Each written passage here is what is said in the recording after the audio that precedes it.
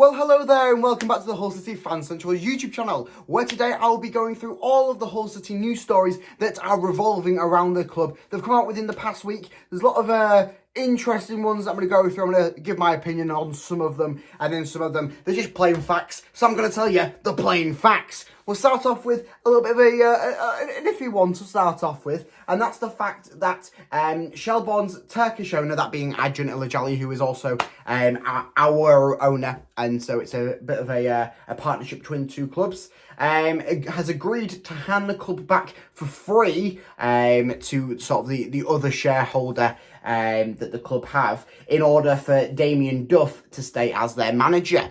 So it seems like obviously Acun Ilıcalı has, I think, a 60% hold on Shelbourne, coming in towards the end of the summer transfer window, around then, and then obviously there's another sort of owner that has a 40% stake in the club, I think. And so Acun Ilıcalı has just said, okay, I'll give my stakes back for free, don't want to take anything from it, just for them to sort of, because I think the other owner wants Damien Duff, who is obviously doing quite well with Shelbourne and everything, to sort of keep him in. So it sounds like the partnership may be sort of coming to an end, or maybe not, who knows, but there definitely is. Acun Ilıcalı is withdrawing from that club, which, I mean, is a benefit for us as well, because he can go sort of a bit more in depth with Hull, rather than having sort of his stakes claimed in two places. Of course, he didn't sort of love Shelbourne as much as he loves Hull City, but of course, with that being a business, there is a sort of two side to it. So hopefully this sort of means the good for Hull City. Of course, we've got a few loan outs currently at Shelbourne, so whether that means that they are going to not return next season, because obviously the league in Ireland's over at the moment, so whether they return next season or whether they don't, who really knows at the moment, whether there is sort of a mutual link between the two clubs, not really too sure at the moment, because there was reports that there was a Shelbourne striker meant to be coming over to Hull City to have a trial. Whether that's fallen through as part of it, I'm not too sure, but that's the news at the moment. Of course, there's been no official word whether he has actually withdrawn his sort of stakes in the club. A few little notes worthy on Delap. Delap's had a decent start to the season. I think we can all agree with that. Really putting the doubters from last season a bit to shush with sort of his performances that we've seen so far this season. And Tan Kesler was asked the question, could we possibly keep Liam Delap at the end of the season, in an interview, and he's just gone on to say that it would be like a wonderful dream if we could. Of course, Hull City will try at the end of the season, of course, if all things are permitting. But Hull City will try and keep Delap. I think it's worthwhile if you try. He's a good player. He's a good footballer, and he's probably the striker that we were definitely looking for this summer window. To say we had Tommy Eaves playing for us not that long ago, yeah, there's levels to this game. There's a little bit of controversy around a video that leaked. I say leaked. It was posted on Instagram by Adama Traore and Jane Philogene, and that was due to the state of the training ground, which then also sparked up a bit of debate around the Walton Street car park Hull City complex thing that was put in the pipeline a few years, like a year ago. So, of course, the training ground is in a bit of a dire state. The one in Cottingham, walls are falling apart. There's players there that are on big wage bills, probably worth more than the building is per week.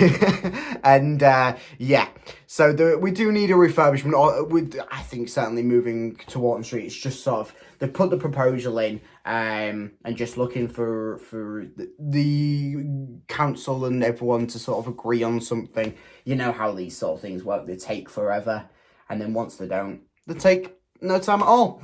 Lovely. Another little cheeky bit of news. This is just around the Tigers Trust question of sport. They've announced their last legend that will be on the panel, and that is Jason Price, just in case anyone there is going to that question of sport. This may be quite good, so all good. Another bit of statistics, we'll say it is. Hull City have got 29 points at home in the Championship during this year, so 2023. And that is the 6th or 7th highest in the league. West Brom currently lead. Of course, we did lose them last weekend, but we won't go into that. Middlesbrough, Preston, Watford, Bristol and Coventry are shared on 30, and then we're on 29. So I thought it was just a nice little bit of information there, just showing that even though we are picking up the draws at home, or we certainly were, they do account to something, and I think we have probably got one of the better home sides, certainly in the league, if not extending wider than that. And this is sort of the big topic coming out of this week. And that's the fact that Hull City have offered manager Liam Rosenior a new contract. The current deal that Liam has is meant to end in 2025, with obviously that 1 year of club option. It's fantastic that the club are looking this far into it. He's still got another year and a half left on his deal before that club option comes into play. And the club, Adrian and Tan, are looking, saying, this is the man that we want sort of in the club, in that leadership role for a foreseeable future. The only if, but, and maybe that comes with this is other clubs are sniffing around Liam Rosenior. We saw it last year when Chelsea were looking for a new manager. Liam Rosenior was shortlisted. And then obviously some people are saying that we could possibly see Liam Rosenior going to a lower Premier League side, so we can see him getting the Premier League experience. It does mean that he'll be leaving Hull. No official word on whether Rosenior is leaving, whether Rosenior is signing this new contract. New contract's been proposed. No official word whether he's signed anything or anything. And I presume that once he signs something, we'll know about it. But we've still got him certainly on the contract for another year and a half at least, with obviously that club option to make it 2.5 years if the club want to. So I really don't want Liam Rosenior to leave. Obviously, he inherited a defensively weak side, and a side that wasn't his. It was a combination of Adjans and Shotter's squad mixed in with the leftovers of the Grant era, if you want to call it that.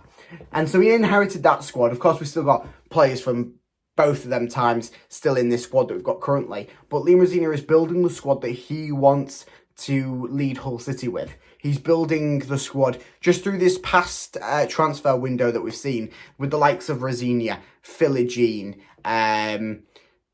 I'm losing on names. Lakilo, not Adama Traore.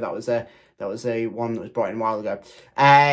Alsop, players like that. Oh, obviously, there's some more they wanted to bring in from the likes of Derby. The players that he knows, the youth talent he knows, and he thinks that will make a perfect fit for the club. And I can't see another manager certainly doing that within the short of a period of time that Rosenior has. To say that this is his first professional job in sort of a leadership manager role. Of course, he was the assistant at Derby underneath Wayne Rooney. And you look how Wayne Rooney is currently doing at Birmingham. Yeah, there's swings and roundabouts here, but Rosenior is really a class manager in the making. He will be a Premier League manager at some point, if not higher.